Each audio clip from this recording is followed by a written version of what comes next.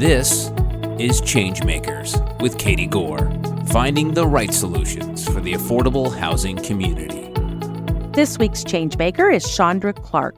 Shaundra is the visionary executive director of the Tifton Housing Authority in Georgia. With 30 years of experience in public housing, she oversees operations and drives initiatives to expand affordable housing. Under her leadership, Tifton developed the nation's first mobile app for public housing residents.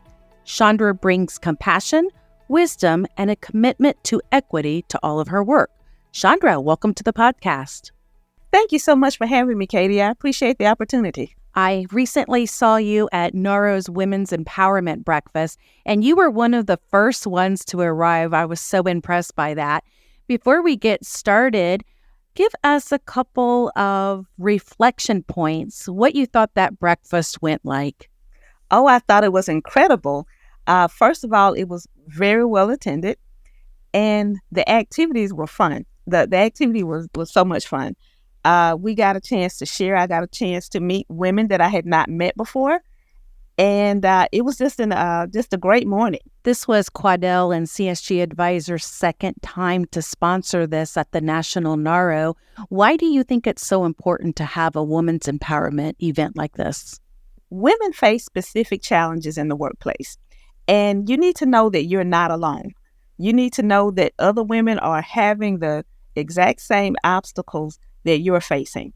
And so that just gives you that extra boost. Yeah, it's really impressive to see how many female leaders are in our industry, and yet we still represent quite a bit of a small population when it comes to leadership roles, don't we?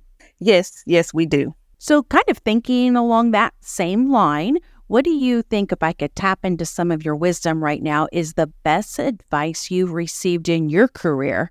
The best advice I've ever received was from my first executive director in public housing.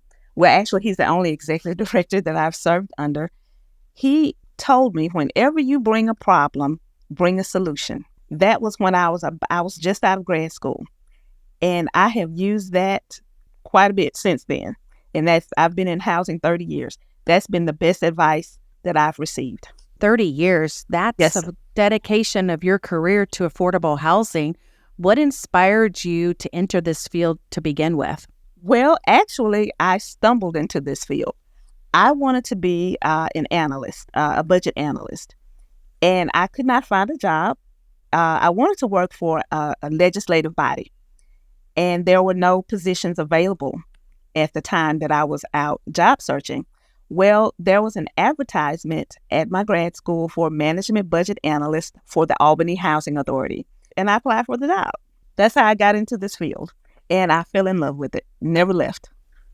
Excellent. That's many of us have sort of gone through that whole once we've gotten in, we haven't gotten out dynamic. If you could have a conversation with your younger self and really talk to your younger self, maybe at that juncture of entering into the career, what would you say? And maybe specifically, what would you offer to other younger women who are interested in leadership roles? I would say, have no fear. When I was younger, I would fear change. I would fear the unknown. I would tell my younger self, don't fear it, embrace it. And I would tell young women entering this field, do it. If there's something that you think is going to benefit the residents, it's going to benefit the community, go for it. Just jump in. Wow, have no fear. That's an encouragement because it can paralyze you, especially in your professional world. So those are excellent words of wisdom.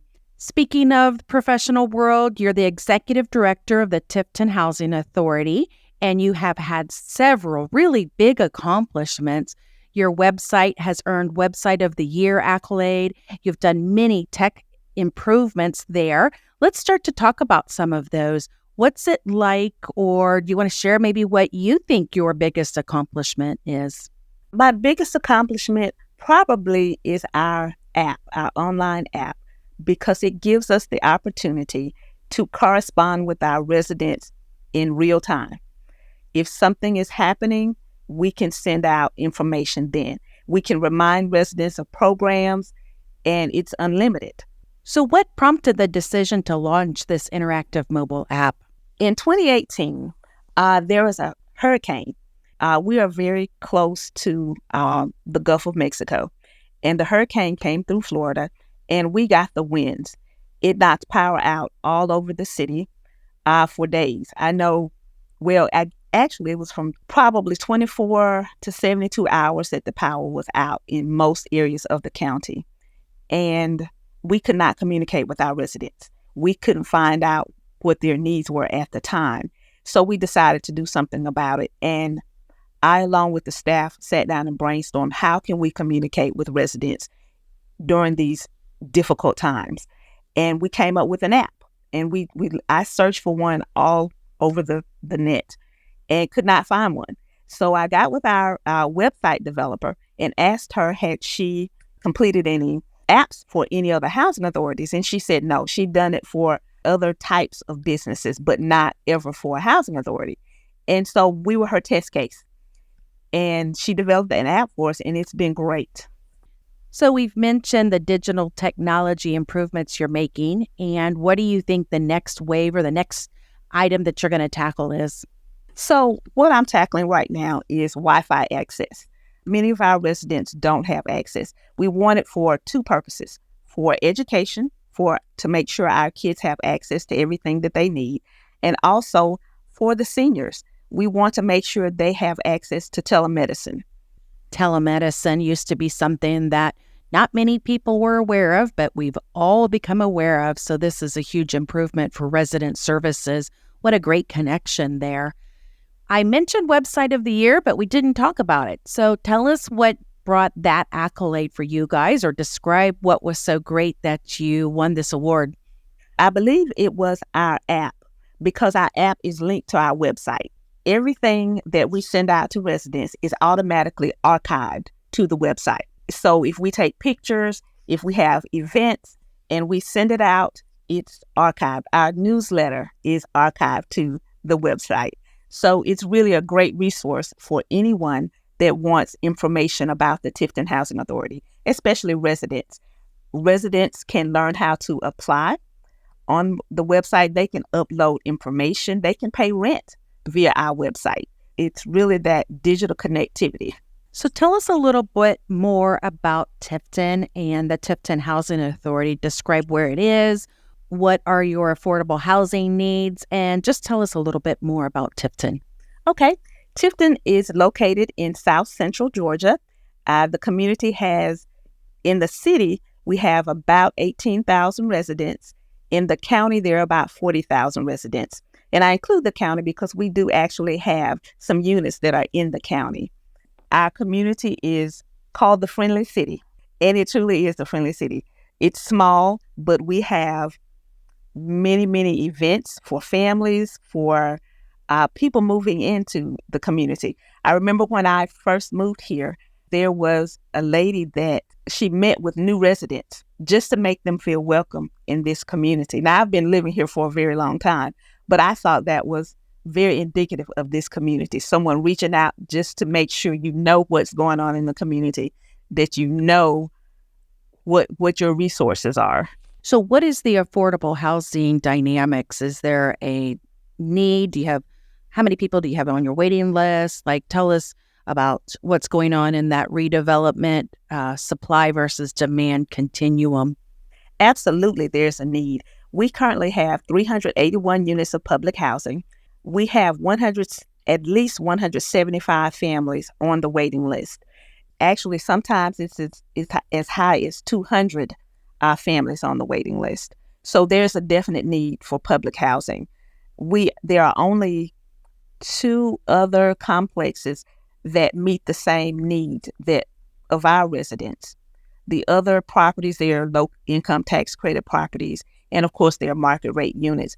But I found that there's a shortage of every level of housing in this community. So with a community that size, it's not like you can just pull out a bunch of money out of your city coffers or out of your HUD funding. How do you go about trying to meet some of that need? We have used the rental assistance demonstration program to convert units to project-based rental assistance. which creates a different revenue stream for the units to be able to take care of those units. We only converted one property, but that property has really taken off. It's been great to be in that, for that property to be in that program.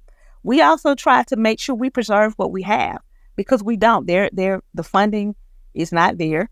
The city has developed some low-income tax credit units, which is great because it's meeting a need.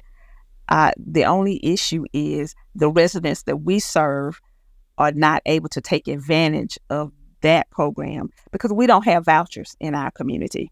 So we can't issue vouchers to help subsidize the cost of a low-income tax credit property. So that's one of our challenges, is to find how we can do that.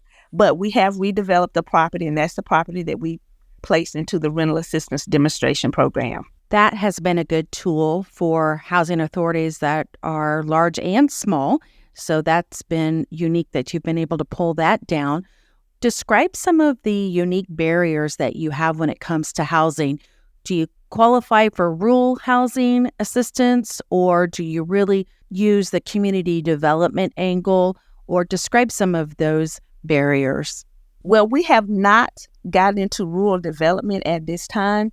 And that's one of the things. We established a nonprofit some time ago, and it was for the purpose of redevelopment and development. But however, we are just really on the cutting edge of getting into new programs. My board is now discussing land purchase and where do we purchase, that kind of thing.